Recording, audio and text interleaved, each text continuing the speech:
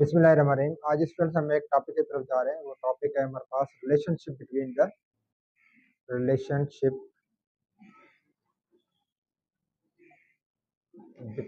The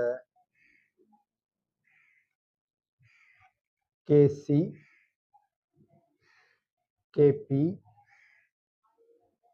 के A and के x. इनका आपस में रिलेशनशिप ड्राइव करना है और हमारे सिलेबस के अंदर इनका रिलेशनशिप नहीं है, मगर इक्वेशन सारे हैं और मगर उनका कोई कॉन्सेप्ट सही तरीके से दिया हुआ नहीं है। तो इस लिहाज से ये एक मैं फुली टॉपिक एक डेरिवेशन के हिसाब से डिटेल में देना चाह रहा हूँ।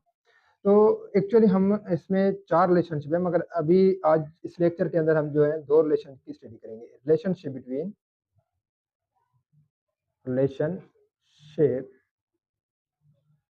बिटवीन के सी एंड के पी। अब ये जो के पी है, इसका मतलब है इक्विलिब्रियम। ये जो हमारा स्टेब्लिश हो रहा है, इक्विलिब्रियम established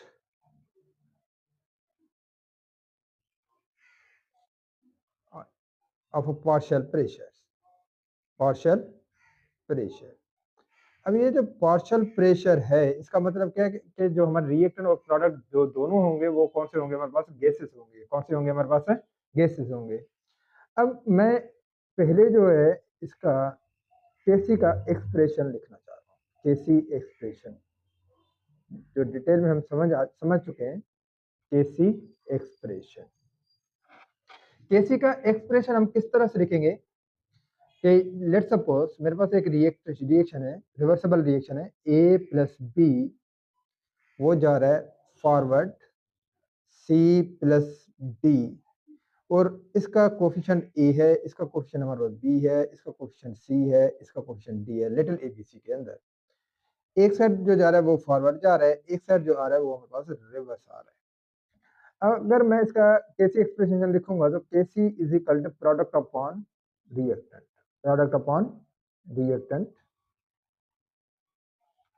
अब प्रोडक्ट अपॉन रिएक्टेंट जो है वो किसके बराबर है? Concentration of C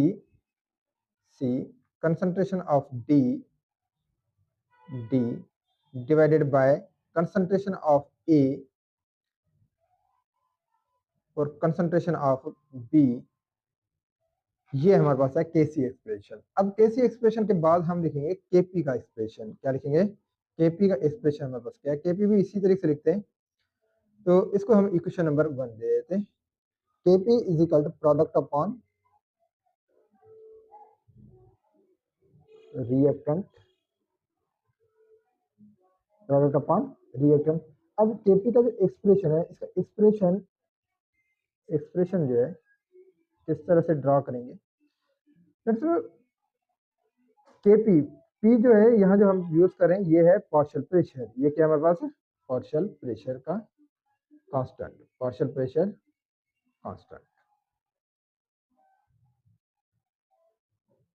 eight equilibrium. अब ये जो हमारे पास है रिएक्शन है A, concentration partial pressure of A plus partial pressure of B, ये फॉरवर्ड भी जा रहा है बैकवर्ड भी जा रहा है। ये होगा partial pressure of C plus partial pressure of D. इसका कोफिशिएंट हमारे पास ए है, इसका कोफिशिएंट हमारे पास बी है, इसका कोफिशिएंट सी है, इसका कोफिशिएंट हमारे पास डी है। अब ये जो पार्शियल प्रेशर है, पार्शियल प्रेशर को हम वैसे डिफाइन कैसे करते हैं? Total pressure is equal to partial pressure of A plus partial pressure of B plus partial pressure of C plus partial pressure of D. This one is a total pressure. Total pressure किसके बराबर है? Individual pressure. Individual pressure को हम क्या कहते हैं? Partial pressure कहते हैं। अब इसका जो एक्सप्रेशन है, हम एक्सप्रेशन इसको कैसे लिखेंगे? केपी इज इक्वल टू, ये जो है K P is equal to product upon reactant. Product हमारे पास क्या है? Partial pressure of C, partial pressure of D divided by partial pressure of A और पार्शियल प्रेशर ऑफ बी। इसका भी कोफिशिएंट ए है, इसका भी कोफिशिएंट बी है। तो इस इक्वेशन को हमने कहा है इक्वेशन नंबर 2। अब देखेंगे according to general gas equation, according to general gas equation,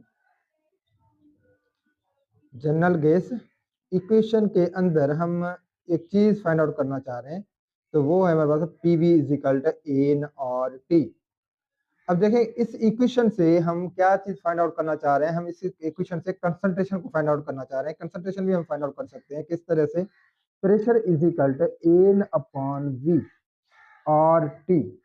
अब ये जो P is equal to n upon V है, वो किसके बराबर है, n upon V is equal to concentration, किसके बराबर है, कंसंट्रेशन के बराबर है। तो ये जो एन अपॉन वी है, तो इसको मैं लिखूं कंसंट्रेशन ऑफ आर टी। तो ये जो हमारे पास इक्वेशन है, इस इक्वेशन को हमने कहा है इक्वेशन नंबर 3। अब ये जो इस इक्वेशन को, इक्वेशन नंबर जो 3 है, इसको मैं इस तरीके से लिख सकता हूँ, partial pressure of A is equal to concentration of A R T. इसको हमने कहा है equation number 4। Concentration partial pressure of B, इसको कहा है concentration of B R T. ये इक्वेशन नंबर हमारे पास क्या हो गया, 5। Partial pressure of C, concentration of C R T, इसको हमने कहा है इक्वेशन नंबर 6। और partial pressure of D is equal to concentration of D और टी, इसको हमने कहा है इक्वेशन नंबर 7। पुट इक्वेशन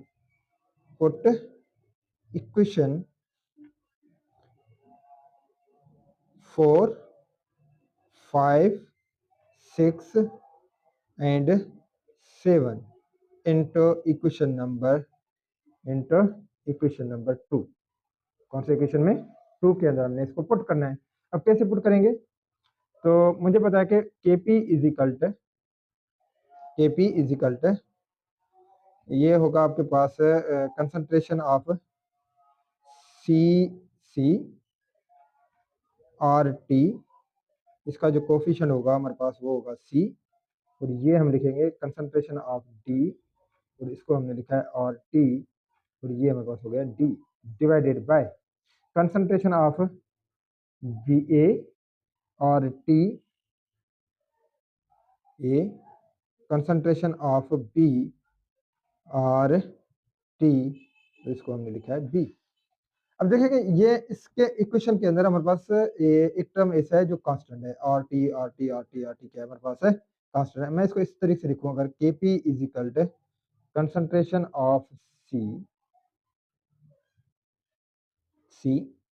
और इसको लिखूँ कंसंट्रेशन ऑफ डी, और ये लिखा मैंने D, divided by concentration of A, और कंसंट्रेशन ऑफ ए के ऊपर मैंने क्या लगाया, ए, और कंसंट्रेशन ऑफ ये हमारे पास हो गया बी, और इसके ऊपर मैंने लिखा है कि बी। अब देखिए कि टर्म हमारे पास जो कांस्टेंट है वो इसके ऊपर है आर टी, तो मल्टीप्लाई कर देते हैं आर टी, और आर टी के ऊपर क्या है, सी प्लस डी भी है, डिवाइडेड बाय मल्टीप्लाई किससे, आर टी, और ये हमारे पास है ए प्लस बी के अंदर है। अगर मैं इसको सॉल्व करना चाहूँ तो इसको मैं इस तरह से भी सॉल्व कर सकता हूँ, Kp is equal to concentration of C A, sorry C C, concentration of D, C D, multiply by क्या है हमारे पास, आर टी, डिवाइडेड बाय ये हमारे पास है सी प्लस डी के बराबर है, और ये है हमारे पास concentration of A, concentration of A हमारे पास है ए, और उसके बाद हमारे पास है कंसंट्रेशन ऑफ बी, वो हमारे पास है बी के बराबर, और ये हमारे पास है आर टी, ए प्लस हमारे पास क्या है बी। अब हम देखेंगे इसको, हम ये टर्म हमारे पास कांस्टेंट है, और ये जो है के सी, के डी, के ए, के बी, ये किसके बराबर है हमारे पास है, ये हमारे पास बराबर है इस कंसंट्रेशन के बराबर। तो ये जो टर्म टोटल है वो किसके बराबर है, के सी के बराबर है। तो यहाँ मैं इसको के सी के बराबर कर देता हूँ, K C is equal to, oh sorry, K P is equal to K C और ऊपर ये दोनों टर्म हमारे पास क्या है, कांस्टेंट है और टी, और इसके ऊपर है सी प्लस डी, और ये ऊपर चला जाएगा, क्या होगा, माइनस ए प्लस बी। ये जो मोल्स हैं, प्रोडक्ट के मोल्स हैं, ये हमारे पास किसके मोल्स हैं, एन के मोल हैं। तो इसको मैं यूं भी लिख सकता हूँ, ए सी प्लस डी माइनस ए प्लस बी। तो ये हमारे पास हो जाता है डेल्टा एन के बराबर, माना n two minus n one is equal to delta n, मतलब product minus reactant, product minus reactant is equal to mole of product and minus mole of reactant is equal delta n के बराबर है। तो ये हो गया sir. तो KP is equal to K C R T delta n के बराबर है। अब यहाँ ये रिलेशनशिप हमने देखा है कि इस रिलेशनशिप से हमारे अलग 3 किस्म के रिलेशनशिप बन रहे हैं, वो डिपेंड कर रहे हैं आपके डेल्टा एन के ऊपर। अगर डेल्टा एन इज इक्वल हो जाए 0, तो क्या होगा, पॉइंट, एक जो हमारे पास रिलेशनशिप है वो है delta n is equal to 0। तो हम यहाँ लिखेंगे mole of reactant, mole of reactant is equal to mole of product, mole of product के बराबर है। ये एक रिलेशनशिप है। दूसरा जो रिलेशनशिप है हमारे पास है delta n is equal to greater than 0। इसका मतलब क्या है, delta n is greater than 0, the mole of product is greater, the mole of product is greater than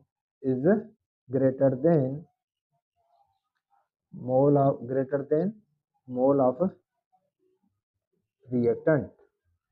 तो इट मीन्स दैट इसके अंदर हमारे पास क्या होगा, K C greater than K P, K C is greater than K P. अगर delta n का value greater than 0 आ जाए, इसका मतलब क्या है कि आपका जो के सी है वो ग्रेटर देन किसका है, के पी। तो रिएक्शन कहाँ जाएगा, आपको goes to forward, reaction goes to forward. अगर आपके पास डेटा एन इज इक्वल टू 0 है, तो ये इसका मतलब क्या है, K C is equal to K P के बराबर है। अगर तीसरा रिलेशनशिप है हमारे पास है के पी, सॉरी, के C is less than K P, तो यहाँ क्या रिलेशनशिप बनेगा, तो यहाँ आपके पास बनेगा delta n is less than 0। Delta n क्या है आपके पास है, लेस देन 0 है। तो इसका मतलब क्या है, the mole of reactant, the mole of reactant